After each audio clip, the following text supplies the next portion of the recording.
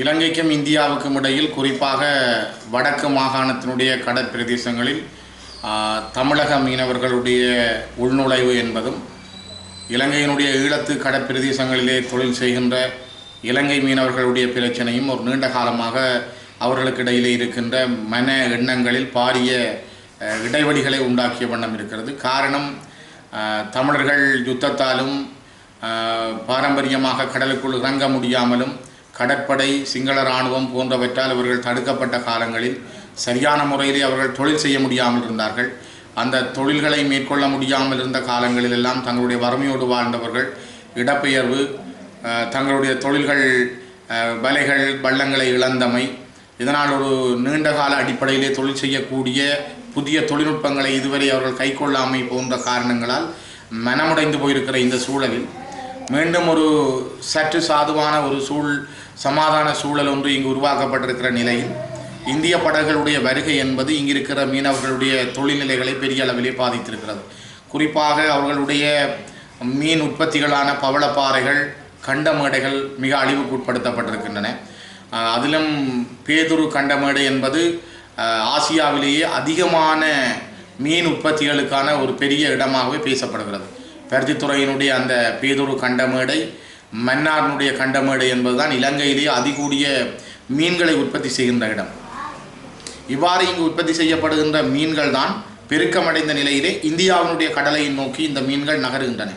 அதனால்தான் இந்த மன்னார் பருத்தித்துறையை நோக்கிய இந்திய படகுகளுடைய வருகையும் இங்கு அவர்களுடைய தாக்கமும் அதிகமாக காணப்படுகின்றன.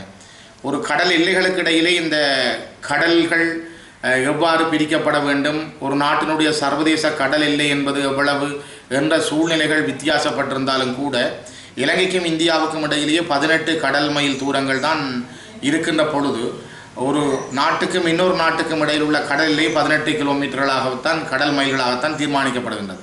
அவ்வாறு பார்க்கிற பொழுதுதான் இந்த சட்ட ரீதியான அணுகுமுறைகள் கூட இந்தியாவுக்கும் இலங்கைக்கும் இடையில் ஒரு பாரிய தாக்கத்தை தந்திருக்கிறது.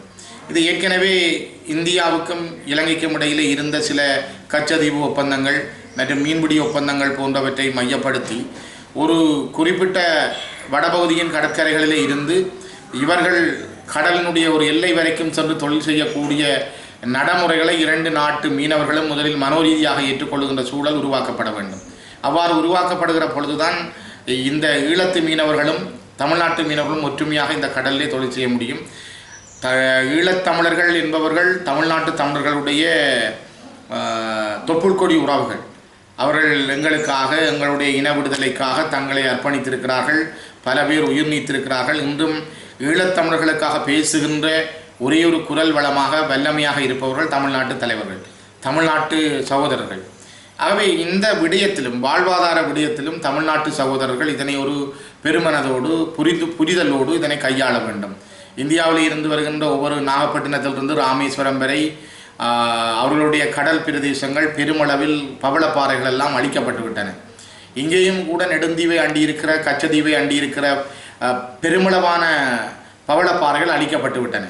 ஆகவே இந்த கூடுதலாக யாழ்ப்பாண கடலோரமாக, முல்லைத்தீவு கடலோரமாக, மன்னார் கடலோரமாக இருக்கின்ற சிறிய சிறிய கற்பாறைகள் மட்டும்தான், அந்த பவளப்பாறைகள் மட்டும்தான் இப்பொழுது கைவசம் இந்த கடற்தொழிலாளர்களுக்கான ஒரு வளத்தை வழங்குகிறது.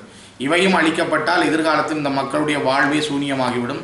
ஆகவே இது ஒரு புரிதல் அடிப்படையில் இந்த நாடுகள் சட்டங்கள் இயற்றி இதனை தீர்க்க முடியாது.